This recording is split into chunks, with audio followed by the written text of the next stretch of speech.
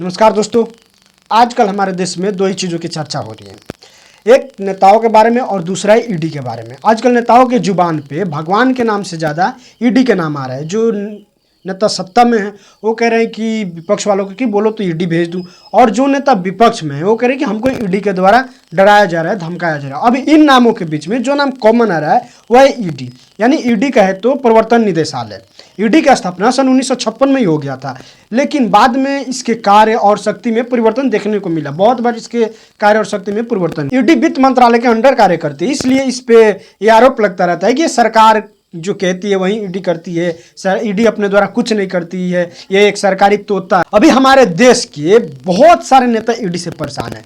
शिवसेना के संजय राउत जी परेशान हैं, तो आरजेडी के लालू यादव और उनके परिवार परेशान हैं, एनसीपी के नवाब मलिक परेशान हैं, तो समाजवादी पार्टी के आजम खान परेशान, टीएमसी के ममता बनर्जी के भतीजे अभिषेक बनर्जी परेशान है, तो कांग्रेस पार्टी के सोनिया गांधी और उनके बेटे राहुल गांधी परेशान है। इतना ही नहीं, कांग्रेस पार्टी के बहुत सारे नेता परेशान है। कीर्ति चिदम्बरम परेशान है, उनके पिता पी चिदम्बरम परेशान है।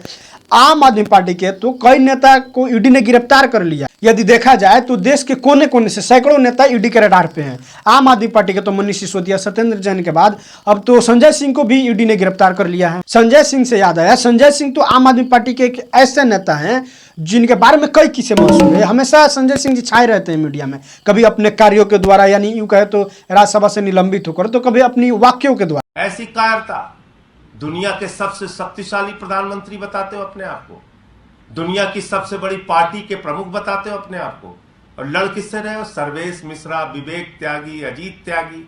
हमसे लड़ो ना, हमसे लड़ो, हमारी जांच कराओ। उन लड़कों से लड़ रहे हो जिनको मैं कहता हूं यार इस मरीज को इस अस्पताल में दिखा दो, उस मरीज को उस अस्पताल में दिखा दो, उनसे झगड़ा कर रहे हो।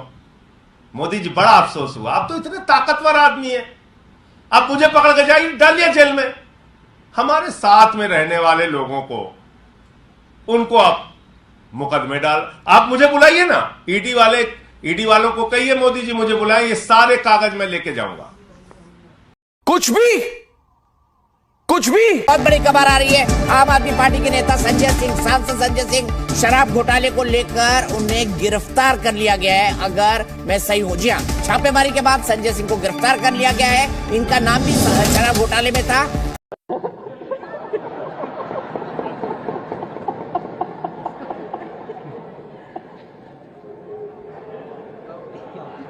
अब बताइए इसमें किसका दोष है? मोदी का दोष दिया जाए या संजय सिंह का दोष दिया जाए? संजय सिंह खुद ही ललकार रहे नरेंद्र मोदी को कि मुझे गिरफ्तार करवाओ, मेरी जांच करवाओ। अब जब ईडी इनको उठा ले गई है तो आम आदमी पार्टी के कार्यकर्ता देखिए मतलब क्या क्या नहीं कर रहे हैं, कितना प्रदर्शन नहीं कर रहे, उनके नेता क्या नहीं कर रहे हैं। ये तो वही किस्सा हुआ ना कि आप बैल मुझे मार। वैसे में एक कहावत है कि मनुष्य के जीवा पे एक दिन में सरस्वती जी का एक बार वास जरूर होता है, और जो कहता है वो सत्य हो जाता है। शायद संजय सिंह जी जब मोदी को ललकार रहे थे और कह रहे थे कि मेरी जांच कराओ, उस समय ठीक सरस्वती जी के बाद संजय सिंह के जीवा पर हो गया था, और उन्होंने जो कहा वो बिल्कुल सत्य निकला।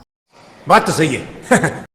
ईडी ने चार्जशीट फाइल की जिसमें कहते हैं संजय सिंह का नाम डाल दिया चार्जशीट के अंदर। जब संजय सिंह ने धमकी दी मैं तुम्हारे ऊपर मुकदमा करूंगा, तो कहते गलती हो गई जी, गलती से नाम आ गया संजय सिंह का, गलती से अनुराग ठाकुर का नाम नहीं आया, गलती से संबित पात्रा का नाम नहीं आया, संजय सिंह का नाम कैसे आ गया? तो गलती से थोड़ी आया। प्रधानमंत्री कार्यालय ने बोला कि संजय सिंह का नाम डालो, उन्होंने संजय सिंह का नाम डाल दिया। उनको ये भरोसा नहीं था कि संजय सिंह ईडी को भी धमका देगा।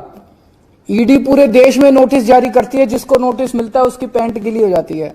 संजय सिंह ईडी को नोटिस जारी करते हैं, और जब ईडी को नोटिस जारी करते हैं तो ईडी की पैंट गिली हो जाती है। तो ईडी ने कोर्ट में जाके कहा कि संजय सिंह के खिलाफ हमारे पास कोई सबूत नहीं है, संजय सिंह का नाम गलती से आ गया। वैसे में केजरीवाल जी कमाल के नेता हैं।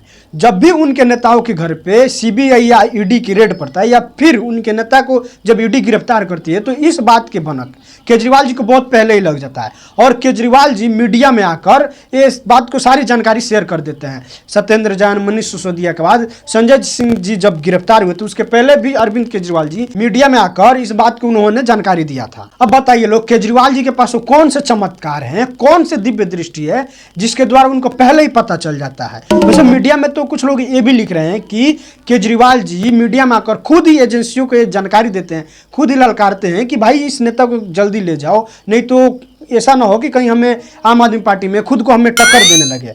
वैसे में बात जो भी हो, हम इस बात की पुष्टि नहीं करते हैं और इसका खंडन भी करते हैं। कुछ भी अरविंद केजरीवाल बहुत ही कट्टर ईमानदार नेता है। उनके इस जन्म तो क्या, 7 जन्म की भी कुंडली को यदि ब्रह्मा जी भी खंगाले तो 1 रुपये का कहीं भी भ्रष्टाचार यानी बेईमानी नहीं मिलेगा। अब आप लोग कहोगे भाई कैसे बातें कर रहे हो, अरविंद केजरीवाल के इतने नेता जेल जा रहे हैं। देखो भाई लोग, इस दुनिया में ना 3 तरह के शातिर लोग होते हैं। एक होते हैं केवल शातिर लोग, दूसरा होते हैं बड़ा शातिर लोग, और तीसरा होते हैं महाशातिर लोग। अरविंद केजरीवाल जी तीसरे तरह के शातिर लोग के श्रेणी में आएंगे। अरविंद केजरीवाल जी ऐसे छोटे मोटे नेता नहीं है। अरविंद केजरीवाल जी IIT किए हुए नेता हैं। इतना जल्दी अरविंद केजरीवाल जी को कोई बेईमान साबित कर ही नहीं सकता।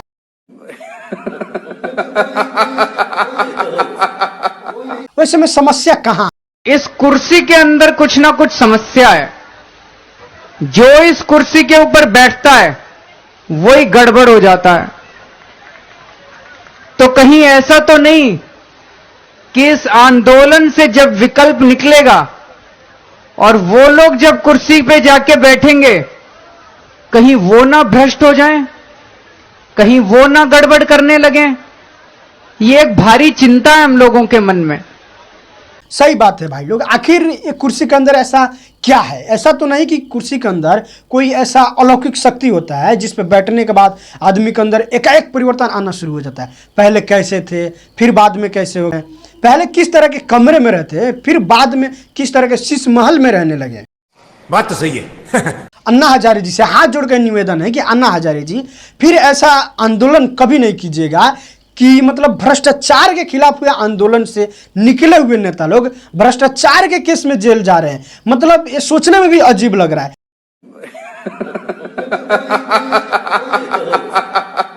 वैसे में देश में जो राजनीतिक घटनाएं घट रही है उससे एक कबीर जी के दोहा याद आ रहा है कि धीरे धीरे रे मना, धीरे सब कुछ होए, माली सींचे 100 घड़ा, ऋतु आए तभी फल हो। कहने का तात्पर्य यह है कि देखते चले अभी आगे आगे होता है क्या। खत्म। Bye bye, tata, good bye.